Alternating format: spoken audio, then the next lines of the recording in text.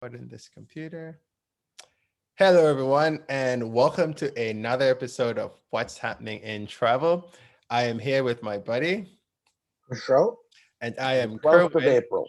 And Sorry. yes, so today's Monday, April 12th, and this is episode 77.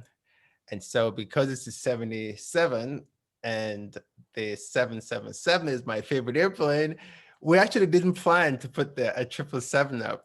I put mine after Kishore did, and I was telling him, dude, I was gonna put a 777 up today because it's episode 77. So Kishore, what do you have?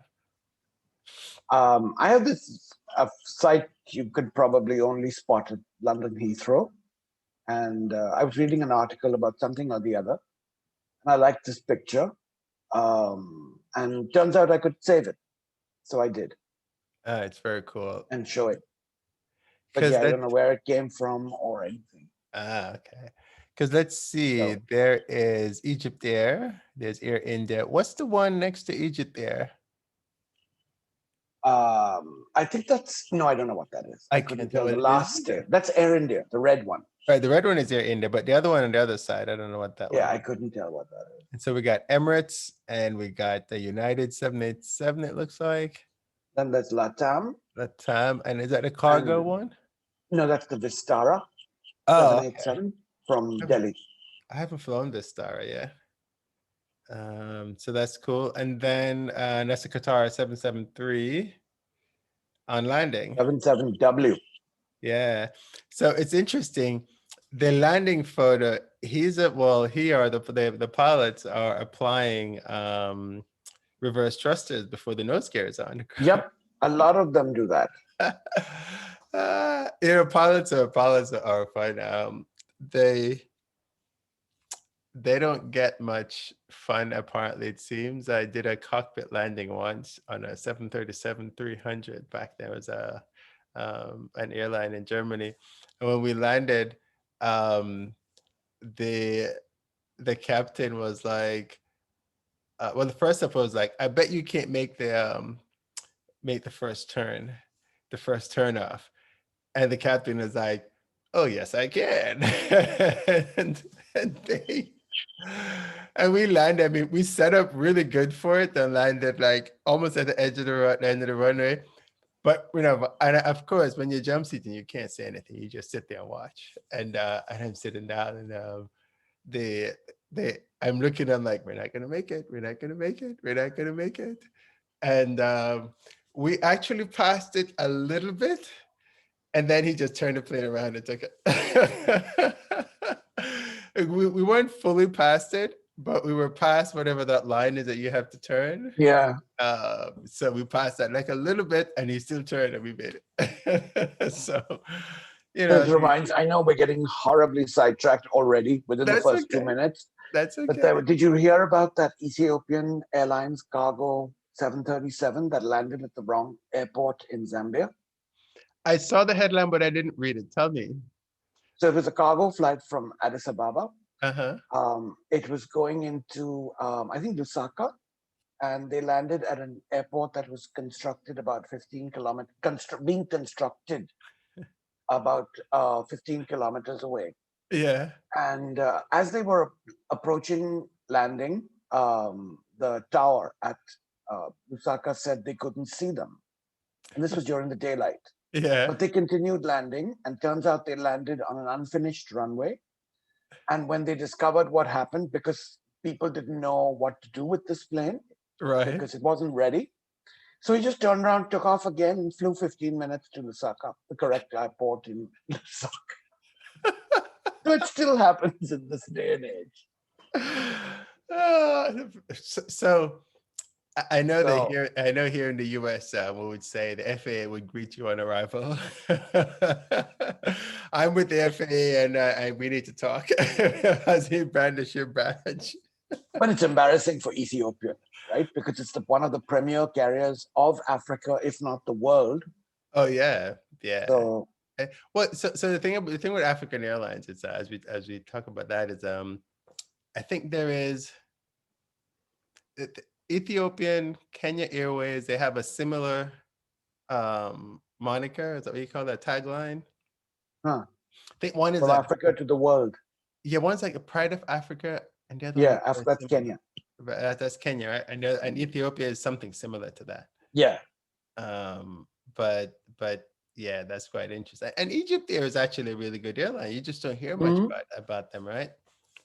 Yeah, we have to talk African aviation at some point, because flying intra-Africa is so expensive. I mean, it's It's not ridiculous. easy either. It's not at all. You know, you always have to like go through one of the bigger countries, you know, the Kenyas, the Ethiopia, South Africa, South Africa or or Egypt Egypt. to get anywhere you want to go. Which, you know, knowing how big Africa is, that's really tough. You're probably going in one direction to go. As a non-rev, it's fine, right? Because you're logging miles, you're logging airports, so it's okay. But as a consumer, it'd take you all day just to get somewhere. So And I have a 777 from Virgin Australia. It's a 300 the old colors. in the old scheme. This is, you know, I actually like these colors. yeah, this is Melbourne. I forgot to look up what year it was. I'm going through. Oh, but I think, maybe not. I know that sometimes. So the thing about painting nacelles, which is the piece that covers the engine, is you always try to get them to one color, because when a piece, you know, gets damaged, Yeah. then it looks really weird. And I can't tell if this is a part of the scheme or it might be. No, this is a part of this color scheme, right? Because it's the same thing with the nose radome, right? Yes. When they replace the nose. Yep, you end up seeing them. And this engine is actually different than the Qatar one. I'm assuming Virgin's probably using Rolls Royce. No, 777W has only GE exclusive. Oh, it's only GE? Okay. Yeah. But it looks different. Maybe it's because it's on the other side. Maybe it's because of how it's looking. So, yeah. For some reason, the Virgin Australia one looked smaller than it's an angle. So, okay. Yeah. Okay. So I didn't realize that it was only GE. It's only GE. Even for the 777X. Yeah. And also for the Airbus 350-900. Okay. It's only Rolls-Royce. That's interesting. And so, I know I don't know if that'll change, but yeah. That's crazy. Okay. So we digress, but it's good digression. So what I wanted to do today was to catch up with some current news that's actually happening now. Now as in April 12th, or, you know, on or about.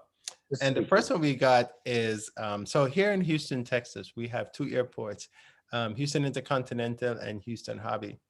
A few years ago, Southwest decided, I'm no longer flying into Houston Intercontinental, I'm going into Hobby. What it did for Hobby, though, is it's completely developed. So when you go into Hobby, it's almost like only Southwest, but I know Delta and American still flies in there. Probably, I don't know, somebody else. JetBlue. And even JetBlue left Hobby. Yeah. Now into Intercontinental. And so today, and it's a big controversy here in Houston when Southwest moved to Hobby, they had to take the international part of the what do you call it, the CBP? FIS, right? FIS. Federal Immigration. Yeah, partly they wouldn't give us new people for this new airport. And so some of the people from Intercontinental had to go to Hobby. And so it created issues. But now Southwest is like, hey, we're back in IH. But I think they're only doing domestic flights out of IH, at least initially. Well, yeah. So this is why people don't trust the airlines, because we change stuff all the time, and you know, it's operational things, right? But people always make a big fuss, and you know, they probably got some incentives to move to Hobby, and the incentive probably said you can't leave for X number of years. And maybe the X number of years was up yesterday. And so they're like, today we're going back to IH. And also this pandemic, right, has created opportunities for airlines. Because airports have revised their fee structure to get new traffic and all that sort of thing. because they did Chicago, right? As well. That's right. And I think you mentioned I was back in February. Right. They started to do that. Chicago O'Hare. They have this mega hub in Midway.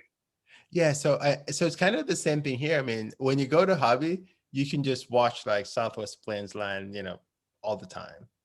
And I actually live in the approach path, or I'd say, yeah, it's the approach path because they fly over my house and I make a right turn. Yeah, it depends on the runway they use, though. Yeah. Because sometimes it's like a procession of planes. Yep. And so during the whole when COVID was really big last year and no planes were flying, when they actually started to fly, there was a Southwest plane that came like every morning at like 11:25 or something like that. It would fly over here and head down.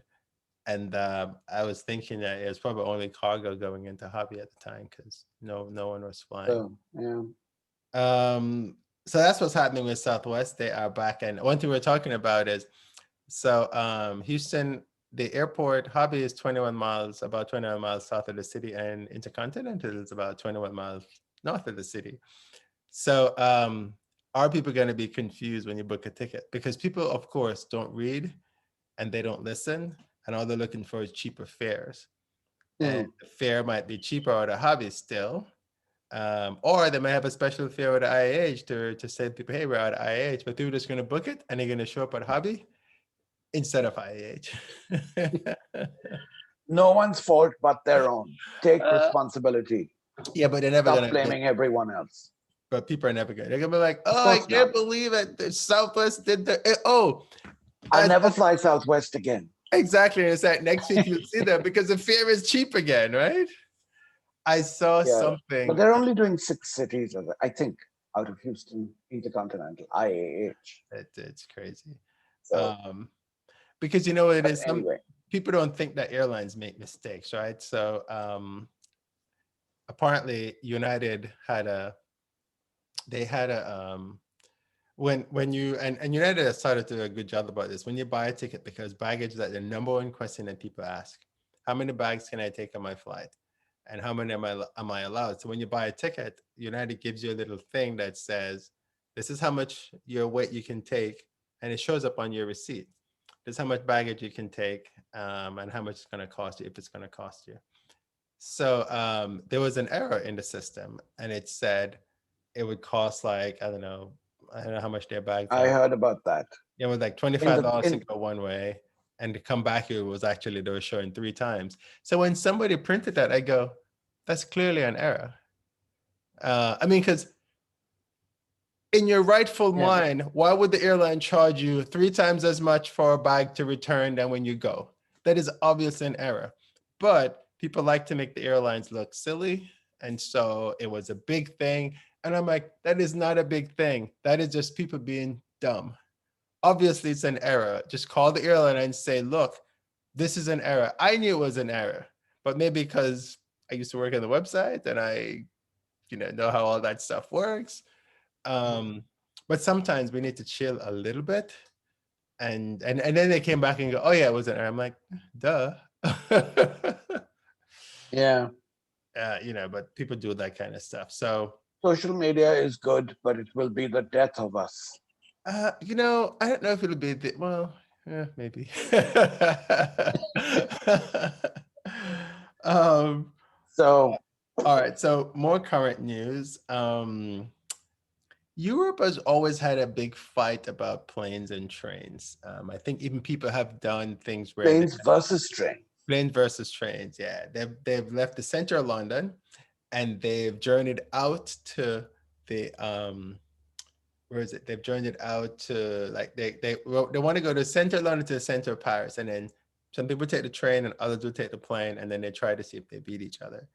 I say this because tell us what's going on with Air France and the French Assembly. So this was very interesting. On Saturday, the 10th, the lower house of the French Parliament, they passed a law saying that the French, France actually was going to get rid of all domestic flights that were less than 2.5 hours of a train journey.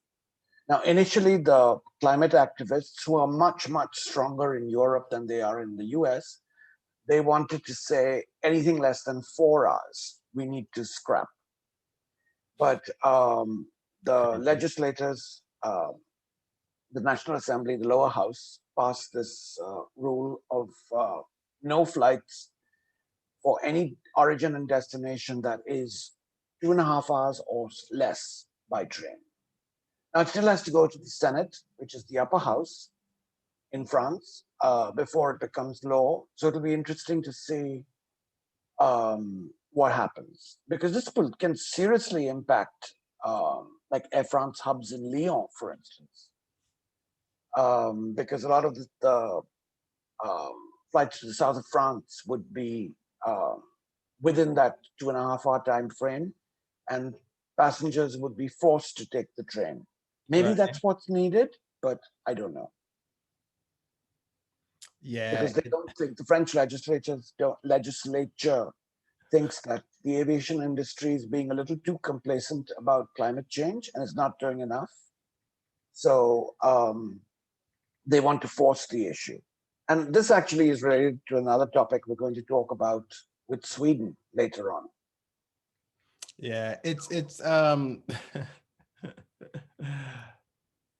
I think it's something they wanted to do a long time ago, and it's just an excuse now, right?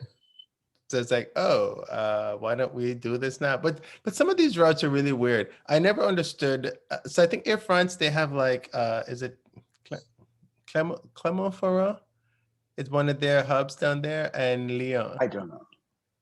Yeah, and I've actually flown into Clermont-Ferrand. I think I'm pronouncing it incorrect, but it's Clermont. It's Clementferrand, I think is how it's spelled. And I never understood why they have those quote unquote hubs down there. But I mean, those short distances, you should take a train if you have a train. I mean, we need, it's even in Houston. I mean, we need trains between Houston and Dallas and San Antonio and Austin. We don't have it, so we fly. But in France, they do have it. So will the petroleum lobby allow it? Here in Houston, no. That's probably why they're having so many issues. But they are building, they are trying to build something. They have to buy land. And so because they have to buy land, you know, there's a big argument. It's complicated. Yeah, it gets complicated. But when you head into Central Texas, there's nothing out there but farmland. Now I know we need the farmland because Texas actually produces quite a bit of food for the United States. But I don't know what they're gonna do. So it'll be interesting to see what happens here. But I'm pretty sure they'll get their way and ban those flights, and Air France will be up in arms. Yeah, because that'll affect employment, right? It definitely will. It definitely will. So. By the way, the train station in Lyon is amazing. I need to find a picture somewhere. Did you go with us when we did that trip? No. I don't remember. No, you went with us. It was all railway stations in Europe are, for the most part, amazing. The big ones. Yeah, but this one is a really nice one. I mean, it's they've done a really good good job on that. All right. So one other updated story is rich airline moguls. So we have a new airline in the US. I think we talked about more than one. More than one, right? We talked about Breeze that's based in Salt Lake City, which should be launching later this year. And now we have, what's the new one? Avelo. Like, could they think up another name? I mean, Velo is what? It's French for flying, or is it Latin? No, that's vol. VOL, right? So yeah, that's vol. I don't know what Avelo means. But they had some other name for it first. But Avelo sounds better than the name they had before this. Okay, because I think no, Velo is actually a bicycle in French, but I don't know what a Velo is. So the French are like, What, you have a bicycle for an airline? I don't know. But Avelo is based here in Houston, actually, but they're Corporate not, offices. they're a corporate office, but they're not flying out of Houston. Tell us where they're flying from. Yeah, so they chose Burbank, which is a suburb of Los Angeles in Southern California. And their first route is very unexpected and very unusual. They're going to Santa Rosa, which is in the wine country near San Francisco. And I can understand if they flew 19-seaters, but it's going to be a 189-seat 737-800. Yeah, I weird. don't know how they're going to fill that, even with $19 fares. But remember that those $19 fares are really not $19 fares when you take into account your fees for baggage, for meals, for seat assignment, for taxes, and all that sort of thing. Yeah, it's But their goal is to fly from small cities to other small cities nonstop that include routes not flown by other competitors. yeah. I So that's think, exactly what Breeze wants to do as well. yeah, really. So, It's but so ridiculous. concentrating on different parts of the country. I think the DOT should mandate airlines. Airlines that charge you to bring carry-ons on board, you should be required to not tell me you have a $19 fare. It should be $19 plus whatever the carry-on fee is, because everyone has a carry-on. Yeah, but see, if you store it under your seat, you don't have to pay for it. So of course, people are going to contest at the gate. Yes, This exactly. fits under my seat. And so this is what I don't understand with these airlines is you're creating, why don't you solve the problem that people are having? People just want to carry a bag, right? Make me carry a bag and tell me you're going to charge me $10 for it and we're done. How about that, right? And just say, look, it has to be, the whole size thing is going to have to go in because people are going to bring house. In Jamaica, we call it house and land. So, but everything but the kitchen sink. exactly. So but you could make it and insist that it all fits under the seat. Yes, you could make it simpler because since people are going to say, oh, it fits under my seat, go, you know what? We don't care where it fits. It's $20. As long as it is smaller than this. And they know what the carry-on size is, right? You can say it because we know that people are just going to be arguing about this. It has to be smaller than the 22-inch carry-on, right? Is that what it is? That's what the size is, right? The normal. I'm not sure. The roller. Because they normally do a length with height combination. So I think they're called 22-inch. I think 22 inches is what that one is, or 20 inch. Whatever the dimensions are. Just say your bag has to be this size or smaller, and we're going to charge you $10 to carry it on the plane. Anything bigger than that, you have to check it, and it's $100 or whatever the charge is. But don't give me the, oh, it's going to fit under my seat or in the overhead, because people just don't. People are always going to try to get around that. And you have to be strict. If somebody brings a bag that's bigger, it's like, nope, sorry, you can't do that. So I mean, we just need to make it simpler. And I think this airline has just made it more complicated. So I don't think they're planning what they need to be planning. So good luck. Initially, they're focusing on the West Coast. Yeah. Out of Burbank, whereas Breeze is focusing on the southeast of the US and the northeast. So are they the first airlines that have set up headquarters in a different city from the one that their hub is? No, I don't think so. No, that's kind of a logistical nightmare, wouldn't it be? I mean, yeah, you would. Yeah, one would think that it would make sense to what, and because probably JetBlue started in New York with their main hub out of Boston. Yeah, but then they moved back to New York. Right, they've come back to JFK. You're right. Yeah. And their office was right. Their office was right there, in it still is in Kew Gardens, which is where the Q10 bus just runs right from there to the airport. Okay. Yeah, that's where the office is. So yeah, it's just a little weird. I mean, I do want to try to I mean, fly that because you have um Boeing, right? Not an uh airline, but Boeing with yeah, corporate headquarters in Chicago. yeah, but that's just So, stupid. But at least they initially started in Everett. I'm telling you, if William P. Boeing was alive, he would just be rolling in his grave or something. Well, that doesn't sound right, but you never know. so All right. So good luck to Avelo. I'm gonna try to fly them. I'm gonna get my $19 fare. better hurry. I know before they go to business, right? Well, I've I not, know that's cynical, but I've not been to the wine country. So this might be, of course, I have to get to Burbank, right? right. Is it JetBlue still flies to Burbank? I think so. But Southwest has a hub there. Oh, and guess what? They're flying out of IAH now, so I can Yeah, I can fly. but not to Burbank.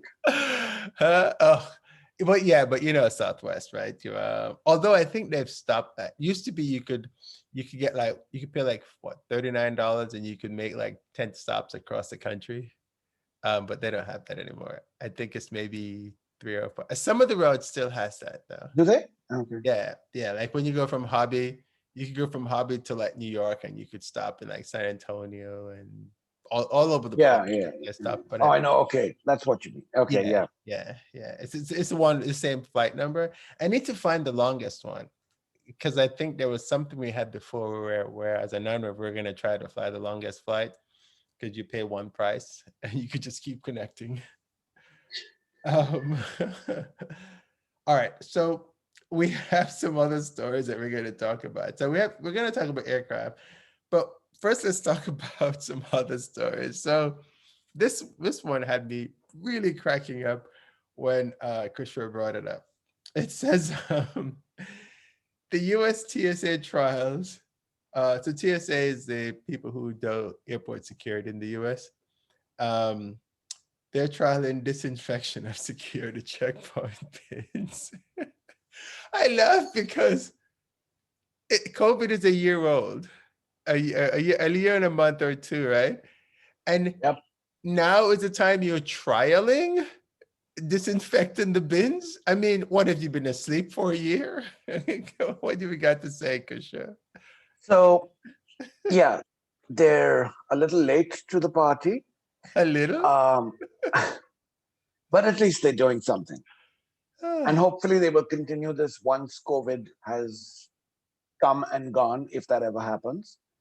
But they're responding to what the airlines are already doing, supposedly, is using high-powered UV light to disinfect the trays that passengers use to put their baggage in for security screening prior to proceeding to the gate.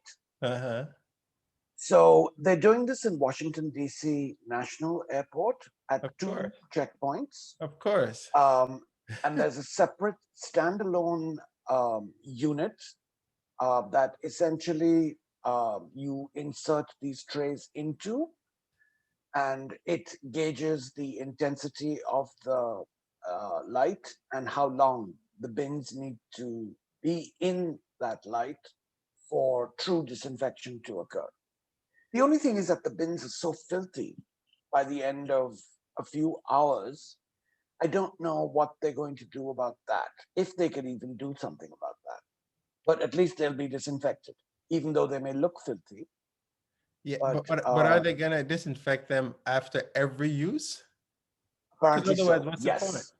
Yes, they are. Huh. So their goal is to provide safer checkpoint experiences, and it's led by what the TSA calls its Innovation Task Force. As you said, they're a little late to the party, Innovation Task but Force. You should kind of change that name because that's not innovation. for the TSA it is. Look, innovation is Delta paying for it in Atlanta because that's what they did, right? We ran the story on Yeah. that. Yep. Where they were the ones doing it. What was TSA doing? What was the innovation team doing? Innovating? They just weren't paying attention? Because they also have to allocate staff to this, so they're testing the operational efficiency and also balancing the space and the staffing requirements. But again, this should have been done a long time ago. But give them credit for at least trying. I just hear blah, blah, blah, blah, So, blah. Like, how difficult is it just to get a spray gun and spray the bins? Like, that is not difficult. I mean, that's what the you need airlines do. staff for that, right? But that's what the airlines do with the interior of the plane, right?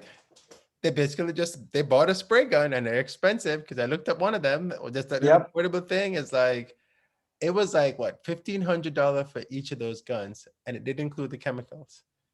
And airlines have a lot of planes, so so I don't know. I mean, like, so you sat there for a whole year and didn't think that this was a thing that they needed to do. So they should have assessed the viability of doing this by now, but we haven't heard any news. Yeah, and to tell me that you're testing in DC, I'm not impressed. It's just stupid.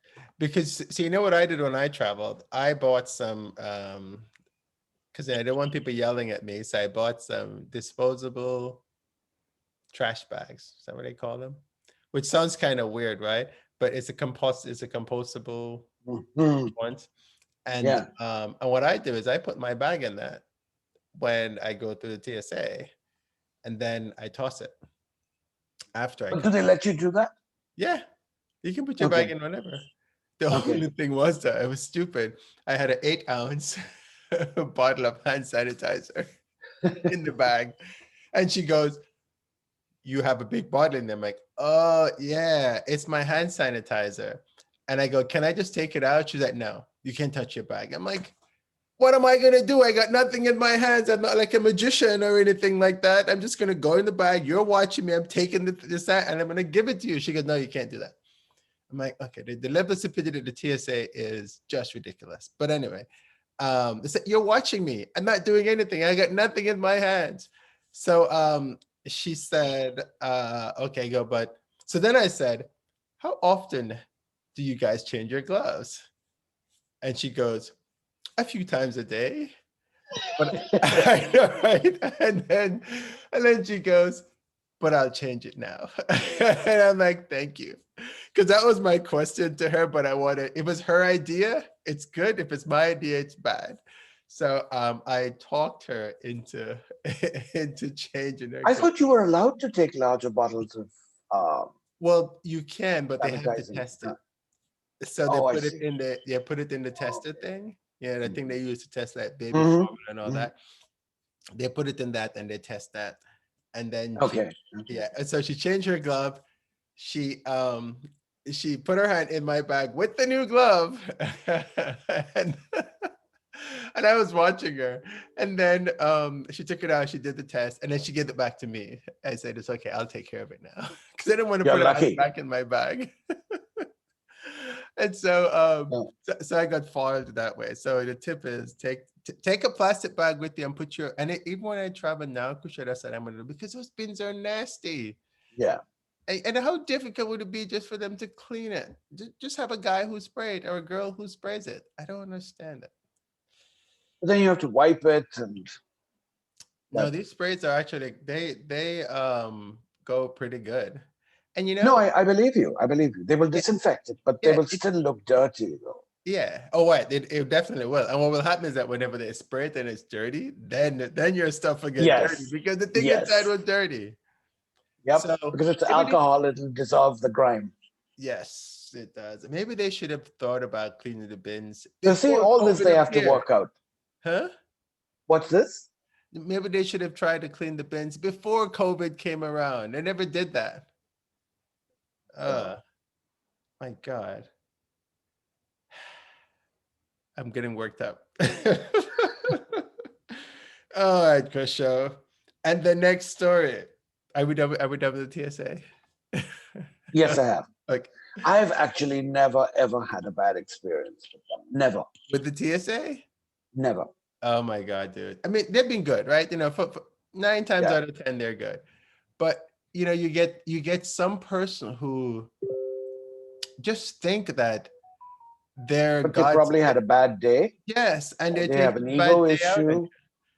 And they take it out on you, yes. Yeah, and it's like, dude, it's you chose the job, right? I chose my job. You don't hear me complaining about my job to you. Just do your job.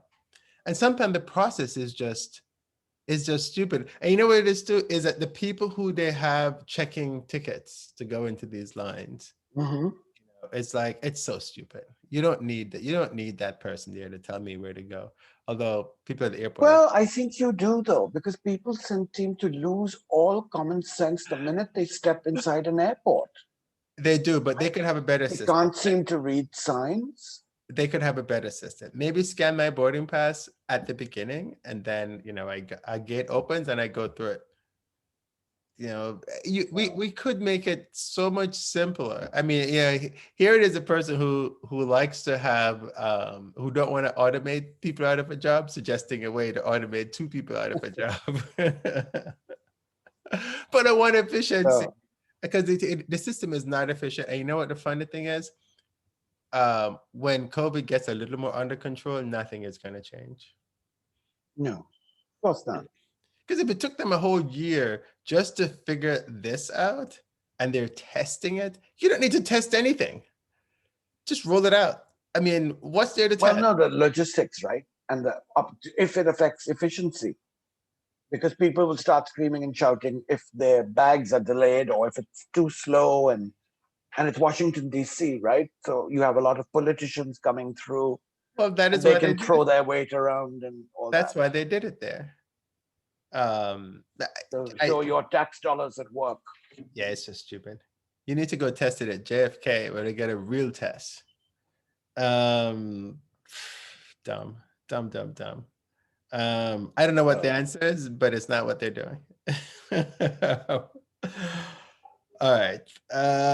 Speaking of disinfecting your bags, what are they doing in Southeastern Asia? Probably more efficient than the TSA. So this is a new one that I hadn't heard about, and this is from the middle of March. So I'm not sure how many people have heard of Dnata, D-N-A-T-A, but they're a large airport services provider based in Dubai initially since 1959. They're at about 125-ish airports in 35 countries on all 6 continents. So what they have done is that they have partnered with 2 Australian companies. One of them is called the Disinfect Group, and the other one is called ECAS for Australia. And they have provided a scheme in Singapore, Changi, T3, initially, to disinfect your baggage in a very sustainable manner. Because normally, most disinfection, at least on board an aircraft, and as we talked about earlier, it occurs with UV light. Right. Now, UV light that is that strong damages plastic or weakens it. So they really couldn't use a lot of UV light on baggage, even though I'm going to amend that statement in a little bit.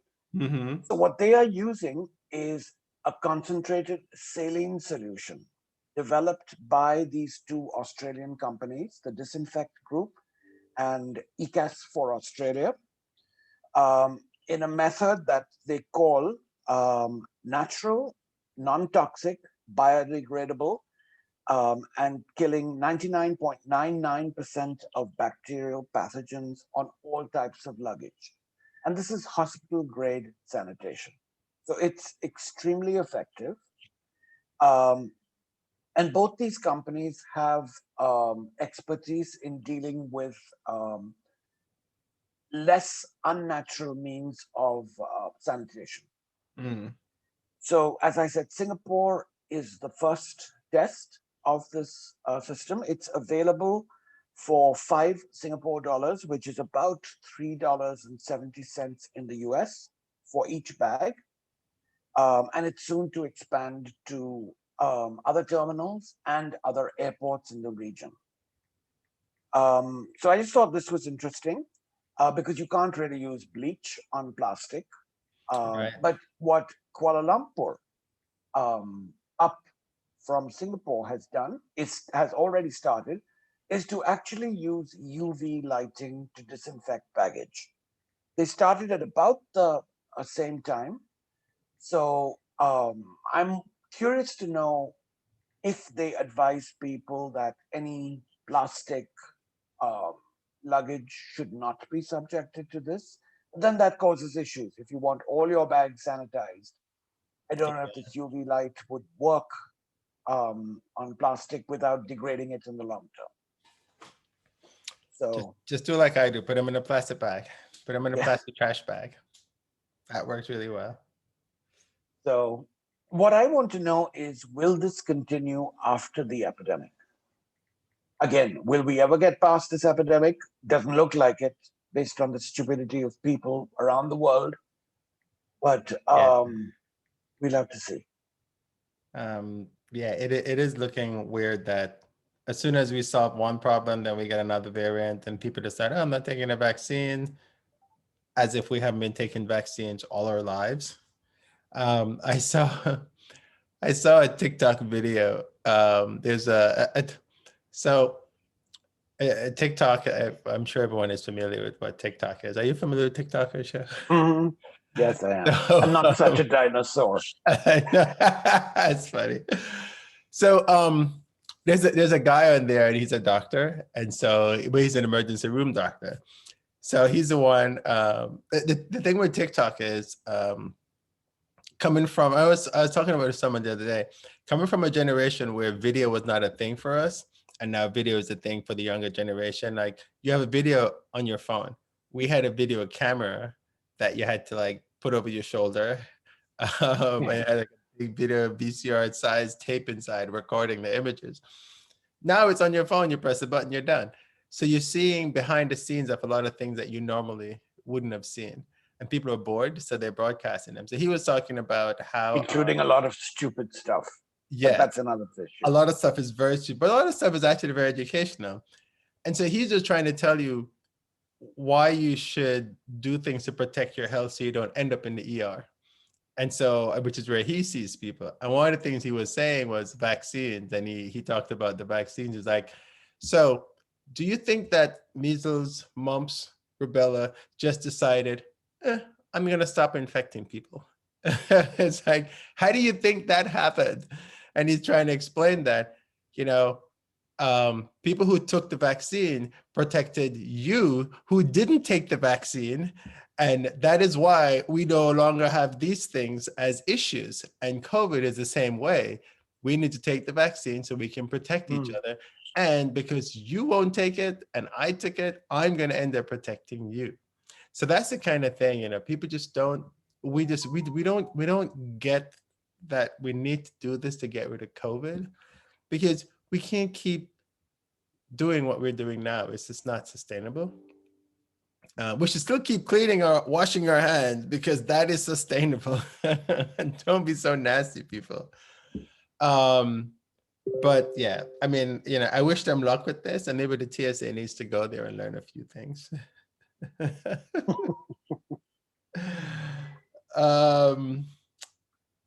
Oh Lordy. All right, that's a good story. So our next story, jet fuel from food waste holds promise.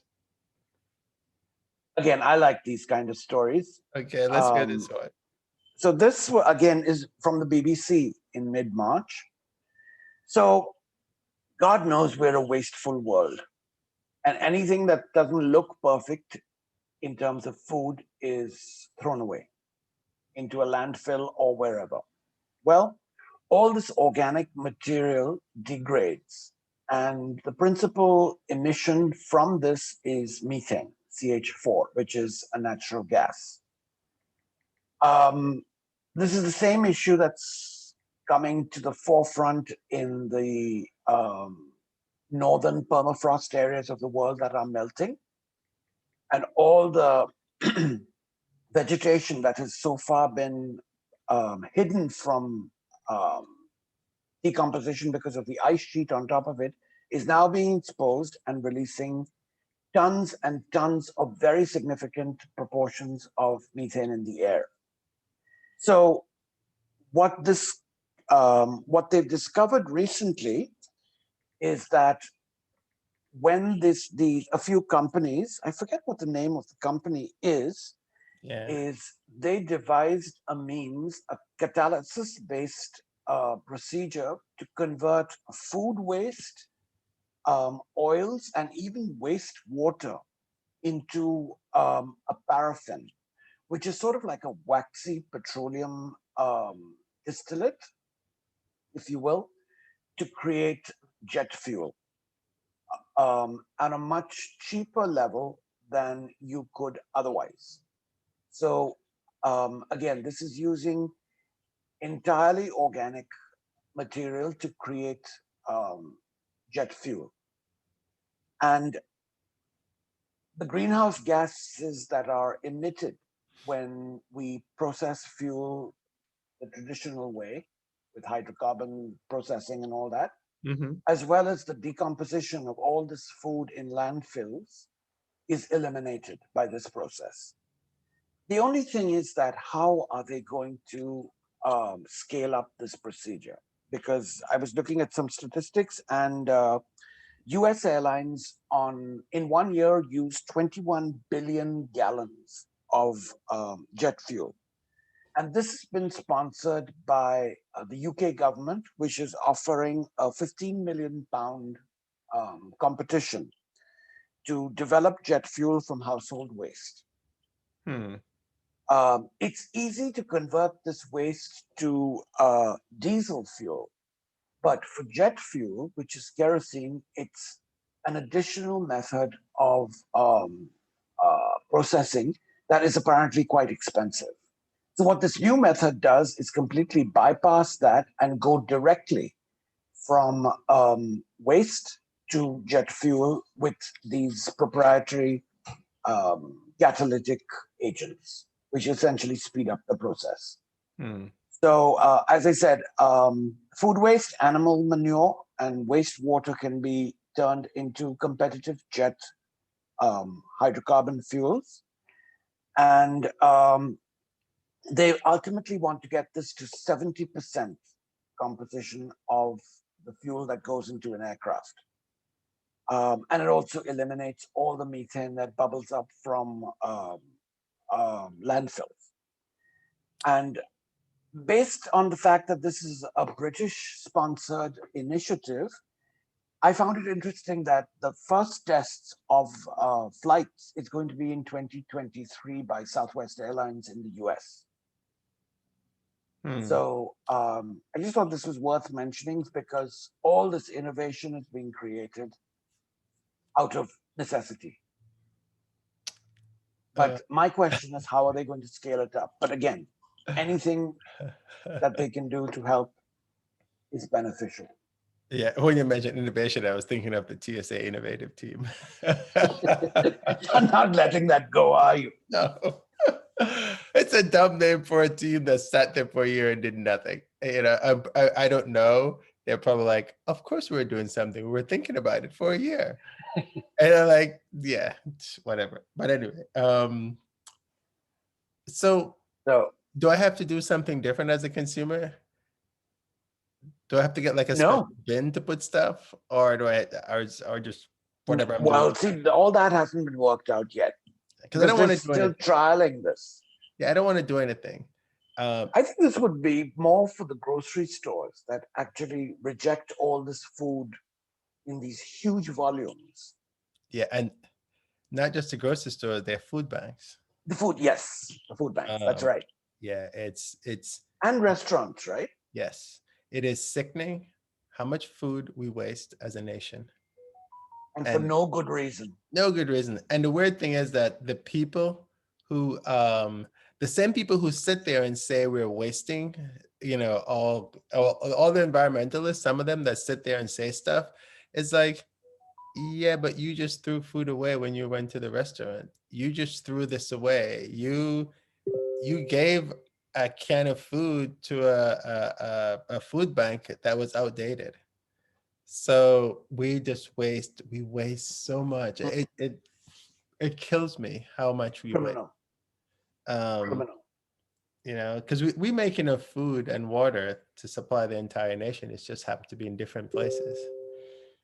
Ah, all So, right. Well, that's good that they're at least doing that. yes. Um, What's great. the next one? I lost it. Hold on. Okay, so climate landing fees. Landing fees is which is why when JetBlue decided they were flying international, I'm like, oh God, because landing fees are so expensive, especially international. And some of Yeah. these, you pay them whether you come or not, because it's like you're holding a spot. And It's they're made regulated by on the time. weight of the aircraft. Exactly. So now, is it in Sweden? They're trying to do something about landing. Yeah. So we talked about France considering a ban on very short haul flights. Mm-hmm. Sweden has taken this one step further, and they're pondering whether they should impose landing fees on airlines based on the aircraft they use in the guise of climate change. So, what they want to do is that they want to limit greenhouse gases from the atmosphere caused by aircraft, and they want to penalize airlines that fly in and out of Swedish airports to fly their most efficient planes. So, landing fees are um, fees that airports levy on airlines to use the facilities at the airports where they travel to. And it's pretty significant because it goes by, I think, kilo of aircraft weight, a certain fixed rate based on how many, 100 kilos or whatever of aircraft weight. So, what Sweden has said is, as I said, they're going to make a graded system of landing fees based not based not exclusively on the weight of the aircraft, but also on the fuel efficiency of the plane. Hmm. What they have done, the Swedish government has said, is that they're not going to legislate this, but they're going to allow the airlines and the airports to negotiate this. But if they find that they're dawdling or they're not taking this seriously enough, the legislature is going to step in and impose their own rules.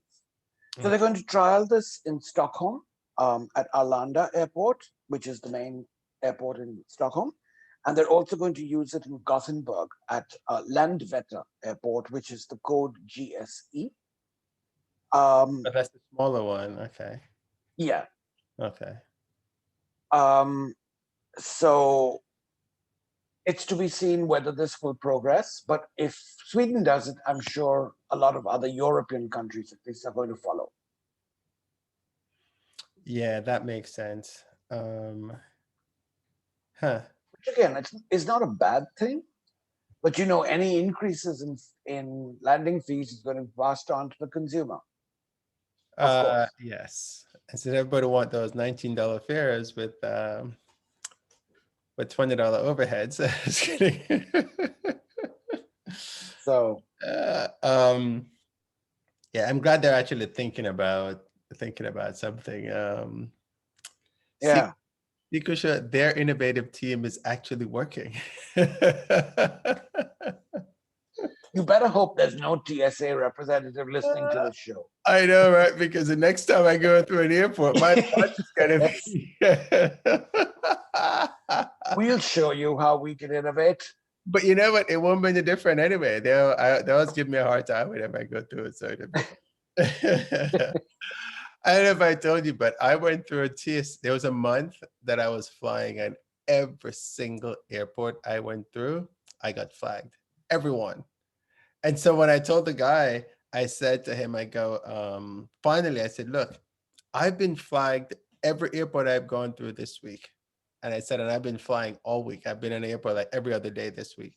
And he was like, well, it's not our fault here. I'm like, yeah, but it is kind of suspect that every airport, like all over because I think I was in New York, I was here in Texas. I think I did Florida, I did a whole bunch of different airports, but I was flagged every time. And so that was a little weird. I went through that after 9/11. But then it suddenly stopped, just as suddenly as it started. So I know it's just, I'm like, dude, I'm not the guy. I don't have anything. So it was kind of interesting. Um, so all right, we got a cool story. I had met with the Airbus people a few years ago, and they were telling me that they were developing an app that would show you where all the A380s are flying around the world. And it's very cool. But now that A380s aren't flying, what are they doing with that app, Krisha? well, first of all, I really didn't know that Airbus had this iFly A380 app. I should share more. Sorry. Yeah, but it essentially was an app that was apparently very popular with Very popular, a few people. Well, not just a few people, except but Krisha. it told you exactly where and on what routes and when the A380 was being used as the aircraft equipment. And what Airbus has done is to pivot off all that information and launch this new app called TripSet. So what it does is that it gives you all the information that you need for your journey. So once you make a booking, you get all the relevant information of your origin and your destination. But once you get a confirmation, it scans your boarding pass and all the, again, the relevant details to give you an even more exhaustive set of details about your origin and destination airports. Like, for instance, it will tell you what are the public transportations, how to navigate from entry to wherever, your gate. It will even send you an alarm to warn you when it is time for you to head to your gate for boarding.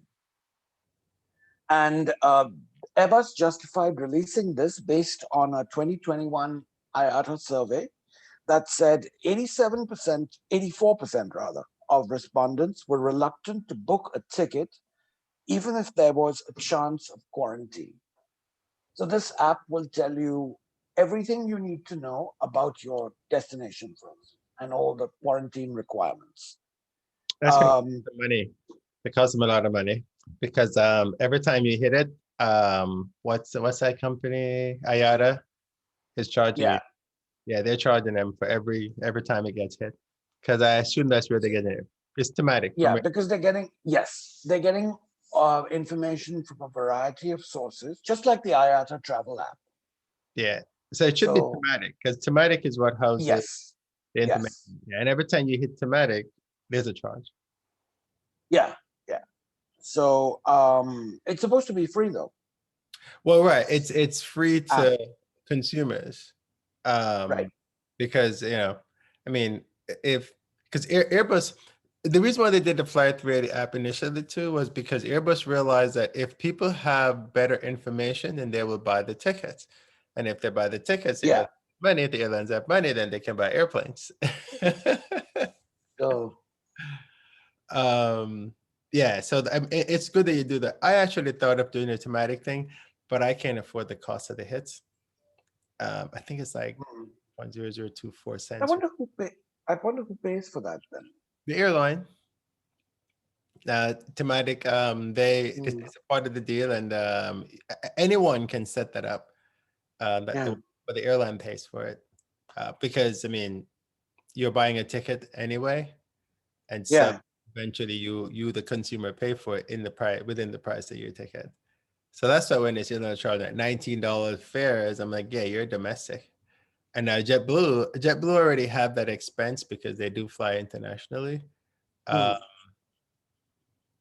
yeah, do people look at it? No, that's why people don't know that vaccines is not a new thing. That people have been taking vaccines for travel for eons. yeah. But I wonder how Airbus is going to publicize this because most people really don't even know what Airbus is. Honestly, I mean, you can Yeah, guess, they'll, but well, as an influencer, that was my job. So how many people listen to airline influencers? Right? quite a bit. Well, yeah, people You look at think? Yeah, they'll probably get in touch with like, the Points guy and some of these top link Yeah. out there that have a lot of followers. Maybe they'll get in touch with me, and I hope them to produce it, to do it. I don't know. But that's usually So, how they do it. They just get in touch with people like us. but But I'm curious to see how this works actually. yeah, I mean, they it's not the first app of its kind that does No, what. no. But it's a good thing. They should just keep iFly A380 and just make it A350, and then you can see where all the A350s No, are. but then what about the others? Well, that was Aircraft. the whole thing. They were trying to promote the A350 It awareness. would be nice if they could merge this into the IATA travel app to No, make it a super comprehensive app that does everything for you. because It'll never happen. there are too many people to coordinate, Yep. and it's just not gonna happen. Yeah. So, dude, look at how difficult it is just to get vaccine passports. So, and the controversy about that. Well, good deal. And so I'll try to include a link for that story. All right. So we've covered we've covered quite a bit, and we have 4 more stories on the aircraft. So do you want to do those in this episode, or should we do another episode? How long I should again I swore up and down I would keep track of how long these are, but we've gone about a little under an hour. okay.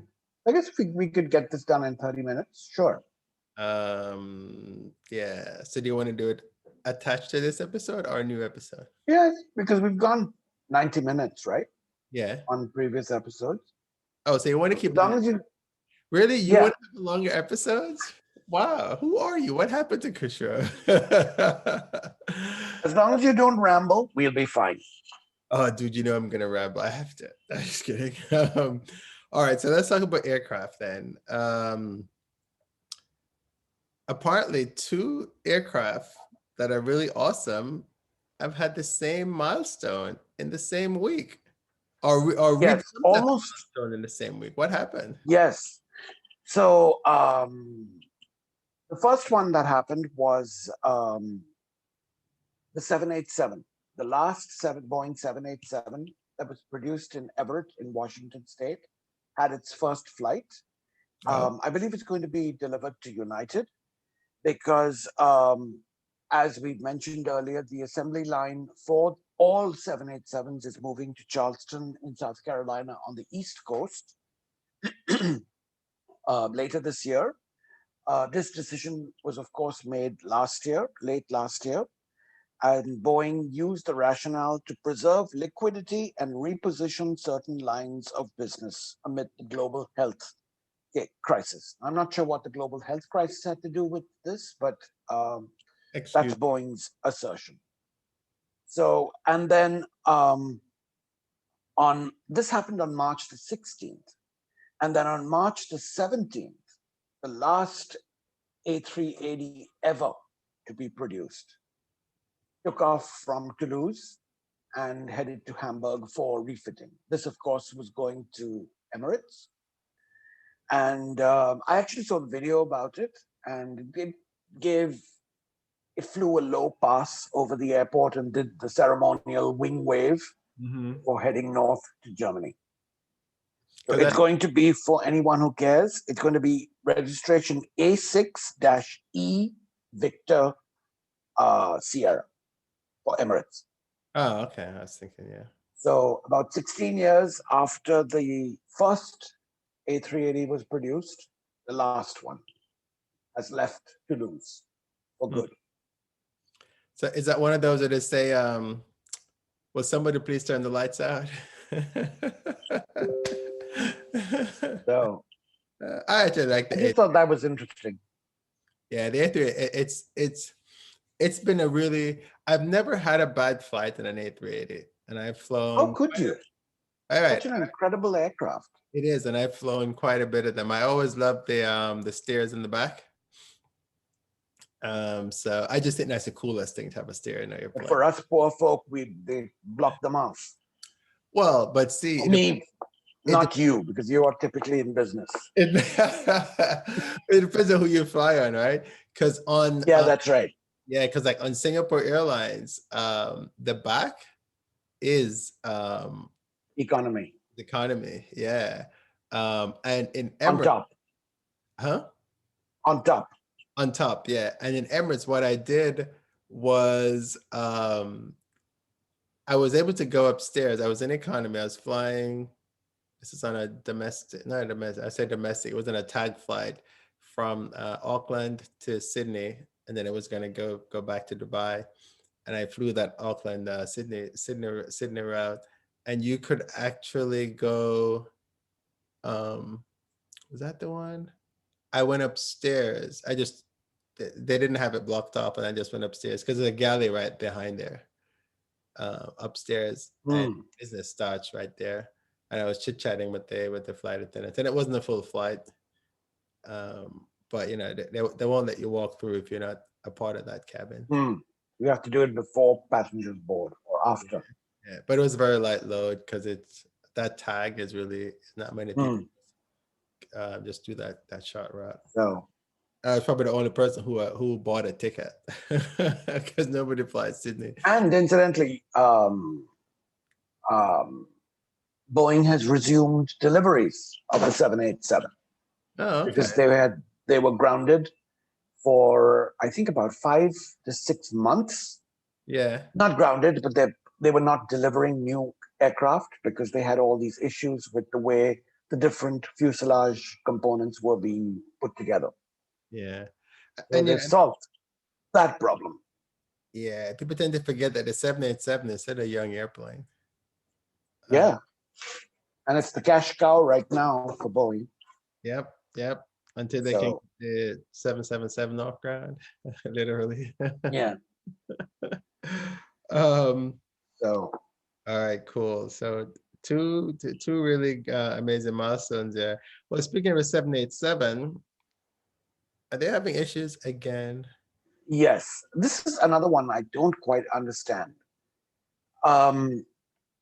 So they discovered, and they've kept it quite quiet because this hasn't really gotten a lot of press, but there was another flaw in the 787 that really wasn't Boeing's fault. But somehow I think it could have been because PPG, which is a glass company here in the US, they make the cockpit windows, the flight deck windows on the 787.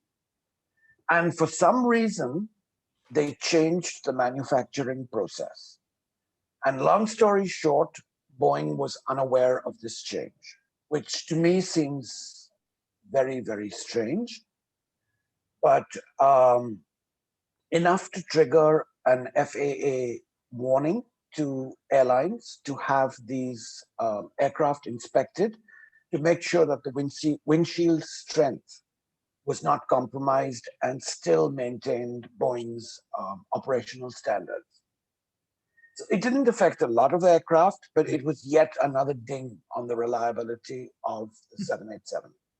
But luckily, it's sort of gone under the radar. Another ding. That's a good word. Go ahead, sorry. So again, I'm not sure how PPG would not inform Boeing that they had done this. But again, I don't have the full story. This was in Airways magazine because PPG also produces the cockpit windows of cockpit glass of the Airbus 320 series and also the 330 and the 340. Ah, okay. So it's not just the 787 that they're doing. Right. So it may just be a bad that they got back for that. So this happened in December 2020 when they switched manufacturing processes. But all is well, and things are back to normal, at least for now. Well, that's good. You know, I guess when you make something's got to give, is that how the expression says?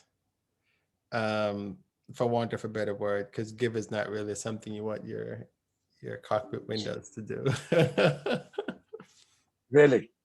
Well, I guess a good thing is that they have fail safes that they could figure out that things are wrong, Mm-hmm. and then we can get them corrected. But it's still just not a good thing for Boeing. Um, all right. Well, speaking of Boeing, we've always had pretty much, I'd probably say four major aircraft manufacturers: Boeing, Embraer, Airbus, and I guess Bombardier, because they're still making planes, right? Not anymore. Well, except for the Dash 8, Yeah. Well, which is on pause. right. And is Mitsubishi still making planes? No, they just got, well, no, that's also gone. That's But gone. Mitsubishi is not significant. Okay. That's also on hold. And how about But then we're ignoring the Chinese and the Russians, right? right? I was gonna say MC-21 I was gonna add the Chinese, and 19. Yeah. but are the Russians still making planes? Is Ilyushin Mhm. making planes? Okay. Yeah, they are. But mainly props. Okay. So Yes. those are But typically the people that you always hear about. But now we're getting in a new era, and we're hearing about different types of manufacturers who's basically giving these companies a run for their money. And well, maybe. but I'm pretty sure that the Airbuses of the world and the Boeing of the world are considering building the same type of planes that companies like. Well, Kusha, you tell us about the new companies that are coming So up. this is what caught my attention. This was in an article in Flight Global, end of March. There's this company in France called Aero, which is sort of like a mouthful. You have to say it sort of slowly. It's also based in Toulouse, in the Occitanie region of France, which is southeastern France, which bordering Spain and Andorra. So what they are doing, they're based in Toulouse, south of Toulouse, at an airport called Francazal. They want to. They've expressed very aggressive goals to be a leading supplier of electric aircraft. So it sounds a little unrealistic when on the surface, but I applaud them for aiming high. So Yeah. what they have is this Integral R aircraft. This is a two-seat plane that sort of looks like a Beechcraft. Um, the only thing is that it's got this bubble cockpit where two people can sit side by side rather than one behind the other. And so they plan to bring it to market within the next year or two.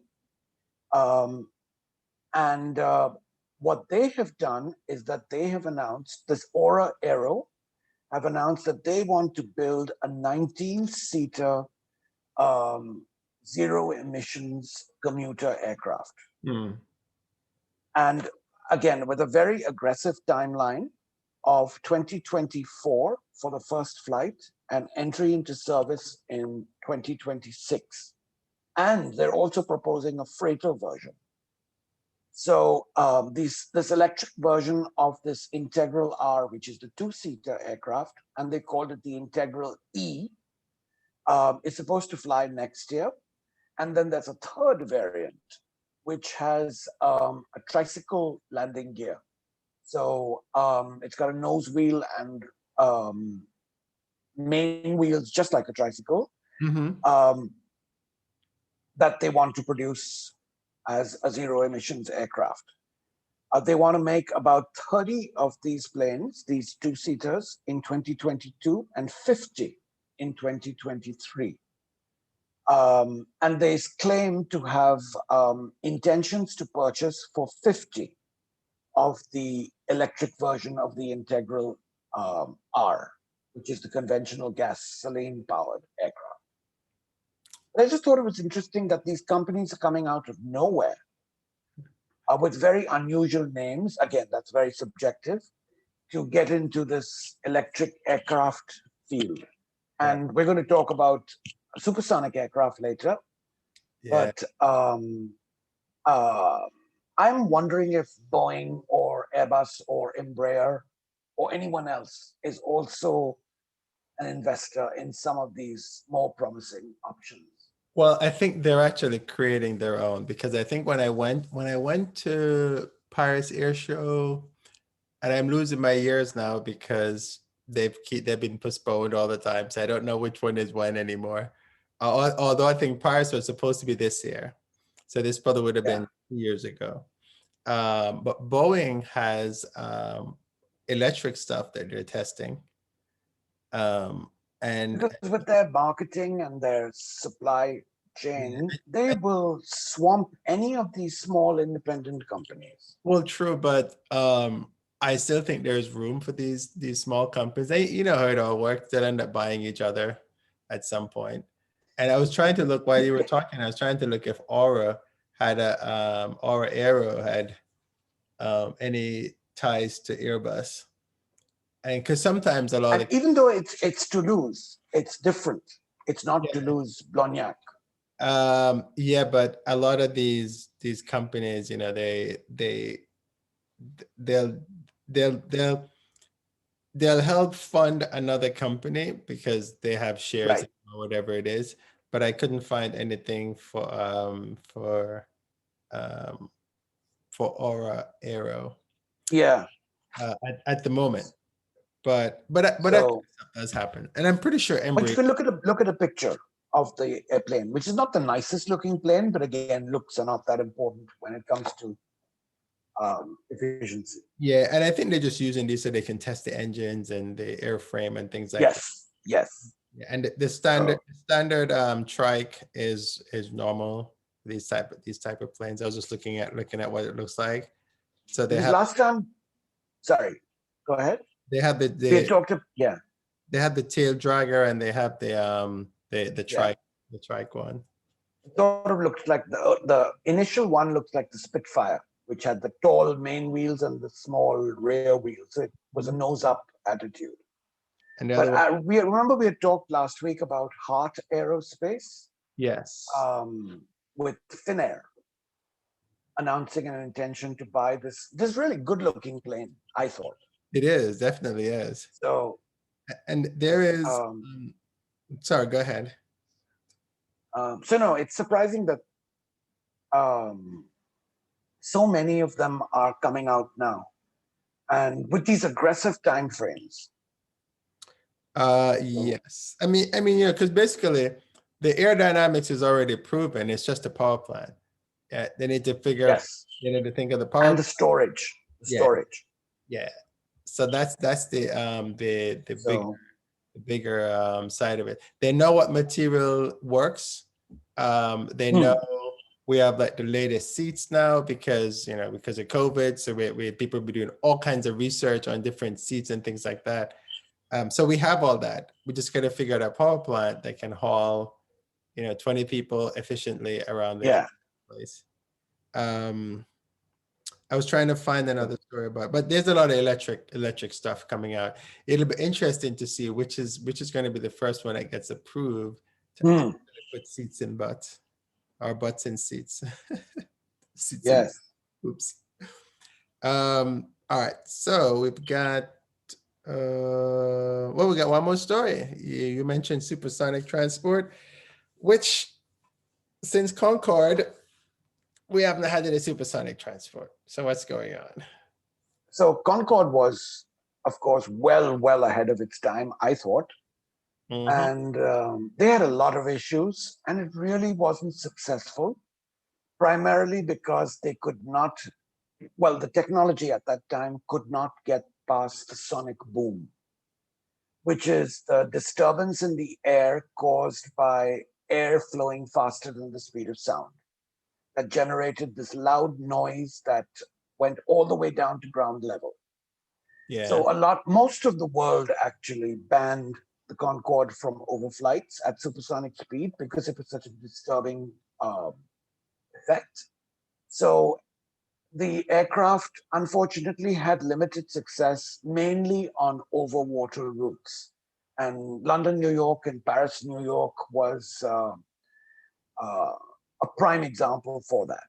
I know Singapore Airlines tried it for a bit, but most of the flights had to be subsonic because they had to overfly Europe and Asia that did not allow supersonic flights. But Now this company called Aerion, which was based in Reno in Nevada in the Western US, but had since relocated to Melbourne in Florida, they have announced that they want to produce, or they intend to produce, a 50-seat supersonic jet, what they've called the AS3.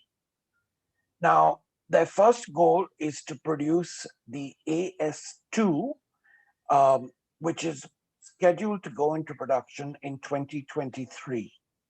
And the weird part is that this is essentially a private jet for between 8 and 12 passengers with a speed of Mach 1.4. So 1.4 times the speed of sound, which is about 1,000 miles an hour or about 1,700 kilometers per hour.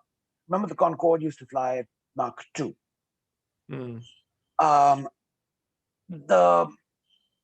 Again, this is a very subjective assessment, but this AS2 looks just plain weird. It looks like something out of a Jetsons cartoon. Is a PLANE weird? Say that again? Is that PLANE weird? Well, that too. That too. So I'm hoping this AS3 looks a little more streamlined, but they want to have this AS3 aircraft reach Mach 4, which is almost twice the speed of what the Concorde would fly at.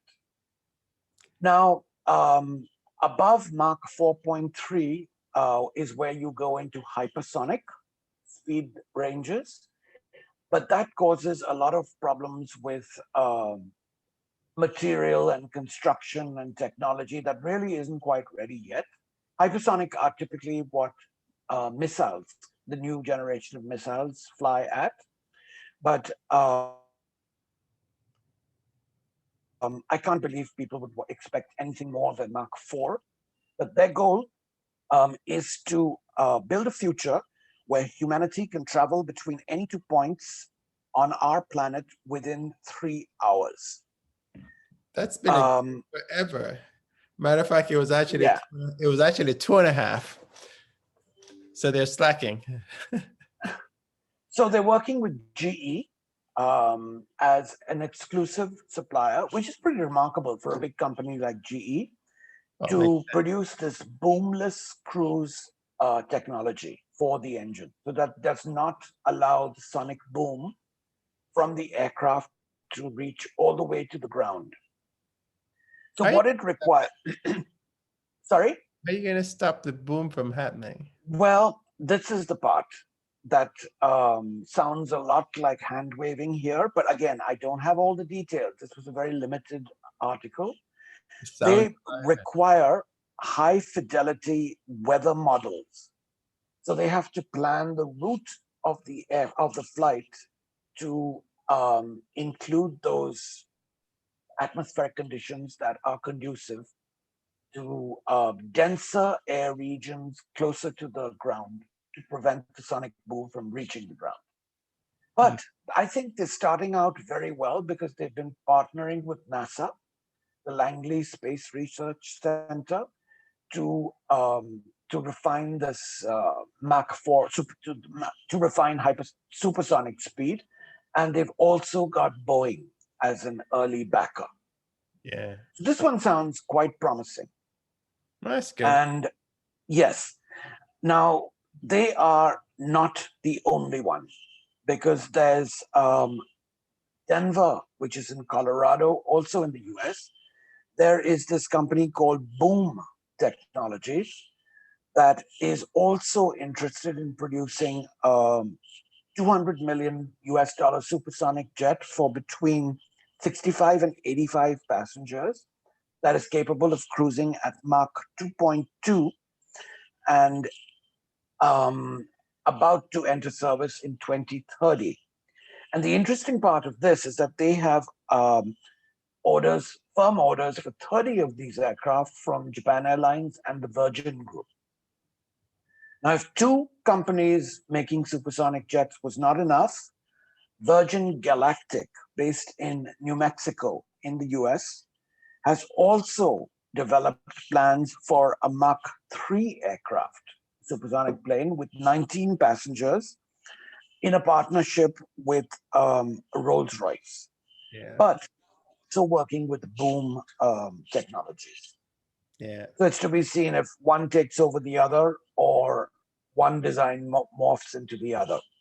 Well, Virgin. And the final one, Uh-huh. sorry, can I just finish it? The final manufacturer, which is called Spike Aerospace, based in Boston, in Massachusetts, again plans a 12 to 18 passenger Mach 1.6 jet with a range that's capable of London, Hong Kong, or Dubai, New York City. But again, they didn't provide too many details on a timeline. Yeah. But this Ariane seems to have taken the lead so far. But a lot can change between now and 2020. When is it? 2023. Yeah, for the first flight. Yeah. So they're basically looking at, I guess, the charter market.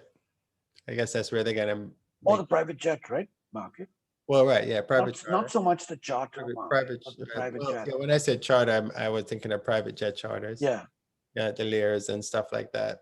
And I'm pretty sure other companies, because I can't think that Learjet isn't doing. Are they still in business? Learjet's gone. Gulfstream maybe. I can't. Yeah. Yeah, I can't see that. Are they going to allow this to happen? Yeah, even Cessna. Without doing anything. Yeah. You know, you can see that these companies should be doing something. Gulfstream especially. Yeah. I know that Virgin has been working on that for a while, but I guess they probably got set back when the space blew up. Yeah. And now they're getting ready to do the third iteration of that. Yeah. Yeah. And who knows? Elon Musk could probably throw something in the ring, because Yeah, but the Russians haven't had great success with commercial aircraft worldwide. Well, no, but or the Chinese for that matter. But they certainly have the technology, right, that they could use. But do they? Do they? Yeah, I mean, if not, he's got. I mean, Boeing has a large Russian presence, large engineering center in Moscow. Yeah, but Musk has quite a bit of money, a little more money than Boeing, so. Yeah, it's all crazy. Well, good deal. And I think I've asked you this before, if you've flown Concorde. No, I have not. Okay. Too rich for me. Too expensive. Come on, Krisha. It wasn't too rich. No, just kidding. It was. I would have liked to. I do regret that, but I could not afford it at the time. So. No, I couldn't afford it either until I saw that one flight for $1,000, and I was like, I have to figure out how to fly this, and I did. It was my JFK to Toronto to JFK flight. Yeah, I remember when you did that. Yeah, and we did break the barrier.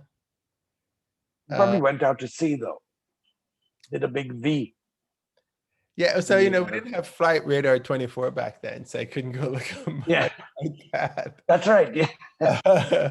But so I'm not sure what we did, but we did break the barrier. We shouldn't have. It was an unplanned break, but we broke. And by the way, all these new designs are going to be environmentally sound, able to use sustainable fuels and fuels from carbon capture, manufactured by carbon capture. Ah, okay, that's true. Yeah. So it'll be good to see what could. I mean, it makes sense, right? I mean, they're going to learn from all the only thing I was thinking about this is, what are the effects in humans when we go too fast? I'm pretty sure. Well, no one's found anything on the Concorde, right? No one really complained. No, I guess not. But I don't know. I mean, I guess we don't have enough supersonic transport to figure out the effects of the body. Remember, you're flying higher in the atmosphere, so you're subjected to more UV rays. Yeah. But the fuselage would take care of most of that, except through the windows. Yeah. But I'm sure they figured that out. So no windows. If they can fly a helicopter on Mars, they can figure this out. We just have cameras. We can use cameras on the windows. No windows. So they're fake windows, which they have on like Emirates does that, right? They have fake windows. Yes, they do. Something like that. I read something Yeah, about it's that. really funny. Um, all right, cool. Is that it for that story? Yes. All right, excellent. We have I have a comment from one of our readers, but I have to think if I did it before. What is this about? This might have been 73. We talked about the surprise flights the last time, right? Yes, we did. Okay. So here's another. Qantas, right? Yeah, the Qantas one. Yeah. So he says, in episode 73, Kushro mentioned that you couldn't pay him to watch Star Wars or Star Trek. Uh-oh. He says, fair enough, but then that begs the question, what does he watch to stay within your brand? Here are two questions I pose to you. What do I watch? So what do you watch when you fly? Like this time, recently, I watched this movie called March of the Penguins, Uh-huh. which I thought was wonderful, even though they left a lot of questions unanswered. So I do watch a lot of nature programs. Okay. And in the past, I've watched a lot of TV serials, like, for instance, Big Bang Theory or Modern Family or Everybody Loves Raymond, because I like to watch something over dinner because I can never stay awake past dinner on long flights. So occasionally I'll watch a movie, but we talked about this last time as well when we were discussing American Airlines preparation for new in-flight offerings. Mm-hmm. It really depends on the mood I'm in as far as a movie goes. Typically, I won't watch a movie because I can never stay awake for the ending. So, but in this case, this March of the Penguins was a nice short 80-minute show with amazing photography. Yeah. But yeah, a lot of wildlife shows I watch on board. So you need to watch March of the Penguins again on a bigger screen. I'm sure. So I'm sure. So you can Yes. see the cinematography. Because the photography was amazing. Yeah. So, well, I guess but no, I will not watch Star Wars, Star Trek, or any of those. Oh, Kusha. I don't know what am I gonna do with you. Okay, so then he asked, if you were on a 4-hour flight and were required to watch one film that you've already seen, what film would that be? Oh God, I'm terrible with movies. I couldn't tell you. I know, I'm trying to think what that would be. I couldn't tell you. Maybe I'm so impressed with people who remember the dialogue of in some movies. Yeah, I could never. I mean, there's no way I could do that. Yeah, I'm not a dialogue person. I've really seen a lot of movies, honestly. I have not. So. All right, so that's I don't know for now, but I think if I had to watch one film, I would have done Close Encounters of the Third Kind. Okay. Yeah, that's an old classic, and it's actually really quite good. It's science fiction. The cool thing about this old science fiction movie is that you watch them now and you're like, oh, that's stupid. And that was like the technology that they used to use at the time was top notch, right? Yeah, and these are all the models and things like that. And the other thing he says, if you're on a 16-hour flight and we're required to watch only one film for the duration of that flight, you have to watch the same film 5 to 6 times. So what film would that be? Why would I have to watch it 5 to 6 times? Well, because it's the only one that you could watch. So you can't watch any other. Sleep. Right? I'd sleep. But you have to. I'd change airlines the next time. I would never fly that airline if they only had one movie that I had to watch. But remember, on the old wide-body aircraft, you really could only watch one movie, right? Exactly. One or two movies on that central screen. But what if you could fit that one movie? I couldn't tell you. Probably a nature one. Probably a nature one. Probably a nature one, huh? Mm-hmm. Anything about animals or nature? There you go. I don't watch a movie over and over. I'm like, just once I watch it, I don't really go back and watch it again, unless it's that year. Like I probably would have watched John Candy and Steve Martin. Okay. We talked about this, I think. Yes, I know. Actually, I'd like to take that back. Maybe I could watch Mamma Mia twice. Maybe. But only twice, huh? Only twice. May I? Oh, that's funny. That's a good movie, actually. Because the second one was an embarrassment. Yeah. Well, maybe if I could watch all the airplane movies, like in a sequence, but I couldn't watch them over and over again. I don't think I've even watched one of those. Oh, dude, no. You have to watch the airport. John Candy, right? You were talking about last week. Yes, there's the airport movies and the airplane movies. Those movies Leslie Nielsen. are, Was he there? Yeah. Was he in those? Okay. Those Kareem Abdul-Jabbar was in one of those. He was a You're kidding, really?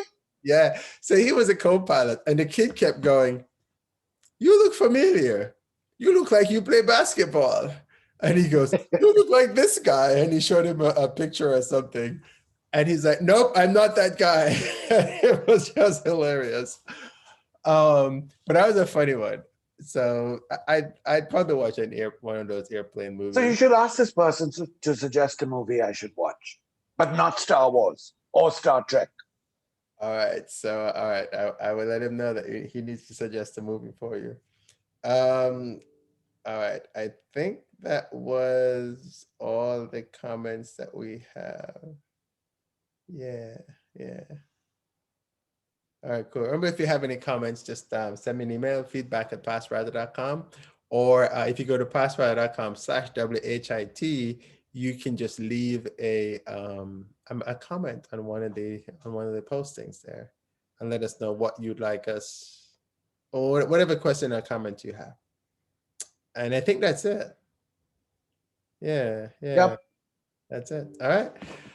Thank you guys for listening and watching. And you can find us on Spotify at just Google on Spotify. Just search for What's Happening in Travel. And also we're at basically there's a podcast. The one that we really want to get downloads on is Apple, because apparently if you're not on Apple, nobody knows you exist. But I can rest assured that we do exist, and we do actually get quite a bit of downloads in a week from our Buzzsprout. And we're looking for sponsors. If you want to sponsor the show, just drop me an email, feedback@passrider.com. So signing off, from my friend. For sure. Thank you for listening. Here we go. And I'm Kerwin. I guess in Jamaica, what do they say? Walk good. But walk good doesn't really work here because you're not leaving. But anyway. Talk to you all soon.